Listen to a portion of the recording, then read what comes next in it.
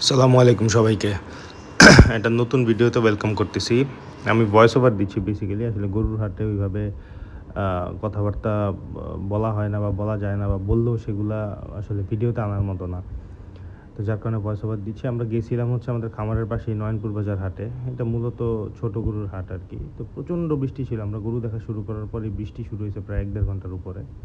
আসেন দেখি আমরা সেদিন মোটামুটি কি গরু দেখছি, কেমন দামের মধ্যে দেখছি আপনাদের সাথে একটু শেয়ার করি।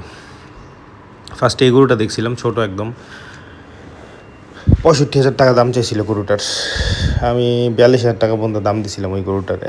এরপরে আরেকটা কালো গরু, এই গরুটা ৬ দাঁতের একটা গরু। এটা খুব ভালো একটা গরু ছিল মোটামুটি ৬ দাঁত হিসাবে। এটা মাত্র ইন্ডিয়া থেকে আগের দিন নামছে। গরুটা ল্যাংড়া ছিল, পায়ে প্রচণ্ড ব্যথা ছিল ওর। তো এইটার ৭২,০০০ টাকা এটার দাম চেয়েছিল। গরুটার প্রসপেক্ট ভালো ছিল আসলে, যেহেতু ৬ দাঁত হয়ে গেছে। তো এটা খাইলে টাইলে মোটামুটি ৩-৪ মাসে ভালো বাইরে যাইতো।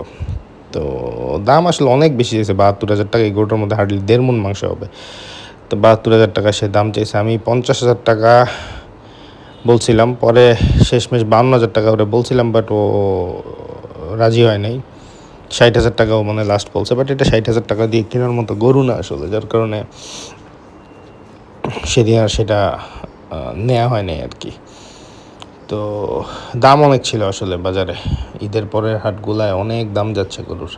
ঠিক তার পরপরই একটু সামনের দিকে এসে এই গরুটা পাইছিলাম, বাজারের সবচেয়ে সুন্দর গরুগুলোর মধ্যে একটা। গরুটা অনেক ছোট, দাঁত হয় নাই, বাট খুবই সুন্দর গরু। দাঁত না হইলেও দাঁত হয়ে যাইতো হয়তো ৩-৪ মাসের মধ্যেই। একদম পিওর হাসা এটা।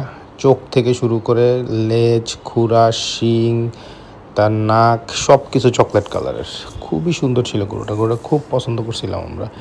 ৮২,০০০ টাকা দাম চেয়েছে সে। তো আমি ৬২,০০০ টাকা পর্যন্ত লাস্ট বলছিলাম। সে বলছে ৭০ও বিক্রি করবে না। তো পরে আর কথা বাড়াইনি ওর সাথে আসলে, কারণ এত দাম দিয়ে এটা নেওয়ার কোনো লজিক নেই আসলে। তো ছোটো গরু একসাথে, এই গরুটাও দেখছিলাম একই দাম। দুইটা গরু একসাথে দাম বলছিলাম ওর ১,২২,০০০ টাকা পর্যন্ত বলছিলাম। ও দুইটা গরু একসাথে ১,৪০,০০০ লাস্ট বলে দিছিল। তো আমরা আর পরে আগাই নাই। এরপর পরে এই গরুটা খুব সুন্দর একটা গরু ছিল। গলকম্বল, নাভিটার আরও ছড়ানো, সে গুটায় রাখছে এই জায়গায়, এই কারণে বোঝা যায় না। বাট এই গরুটা খুবই সুন্দর ছিল। এটা দাঁত ভাঙছে, দাঁত উঠে নাই, দাঁত ভাঙছিল মাত্র। তো গরুটা ৩ মণ অ্যারাউন্ড হবে, ২.৫ মণের বেশি, ৩ মণের হয়তো কিছু কম, এরকম আমার কাছে মনে হয়েছে। ১,২৫,০০০ দাম চাইছে, বাট এত দাম দিয়ে আসলে এটা নেওয়ার মতো গরু না।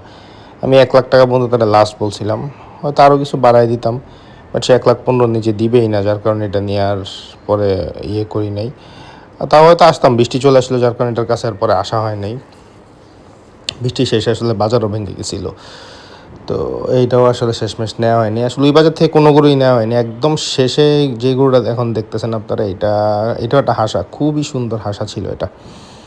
এইটা ৯৫,০০০ টাকা দাম চাইছে, বাট আমার টার্গেট ছিল এই গরুটা নিয়ে নেওয়ার। এত সুন্দর লাগছিল গরুটা হাটে সেদিন। তো আমি শেষমেশ ৭০ থেকে শুরু করি, ৮০-৮৫ও বলছি, ৮০ বলছি, দেয় নাই। তো পরে আর কোনো গরু